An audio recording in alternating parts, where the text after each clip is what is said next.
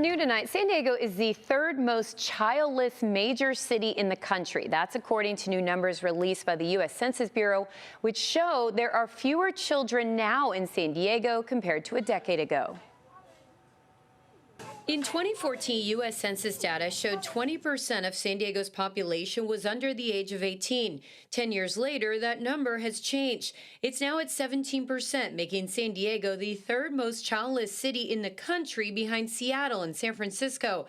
Austin and Los Angeles round out the top 5. This has been an issue for quite a while. John Weeks is a distinguished professor emeritus of geography at San Diego State University, where he was the director of the International Population Center. He says the numbers don't surprise him, given how expensive it is to live in San Diego compared to a decade ago. It's not that people don't want to have children. It is rather that, particularly in places like California, the cost of living make it difficult to have sort of the old-fashioned married couple, one earner family and children. Motherhood is not for everyone. Videos about being childless by choice have been circulating on social media for years. Aside from the cost, other factors include careers, fear of climate change, or people simply not wanting kids. Maybe you've heard the term DINK, dual income, no kids. That's one of the things that seems to be happening now among younger people. The shrinking share of kids isn't unique to California. Nationwide, the census data found only Washington, D.C. and Orlando saw an increase in the share of children since 2014.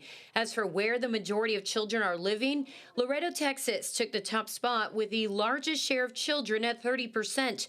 Dr. Weeks says Laredo's location along the Mexico border is likely a big reason why. Migrants tend to be young adults. They come and they boost the labor force, and they're also of the age to have kids. Here in San Diego County, we found the largest share is in San Marcos, where kids make up 27% of the population. In Chula Vista, it's 24%. Dr. Weeks explained this, too, is part of a trend where if people can't afford big cities, they move to the cities around them instead. But if you're moving out of the city of San Diego to find a cheaper place to live and maybe have kids, then you look around at the suburbs. Dr. Weeks isn't concerned about the shift in numbers, saying while the population isn't booming, it is growing. Others, however, argue fewer kids can mean fewer amenities, such as schools and parks, which makes certain cities less attractive to families.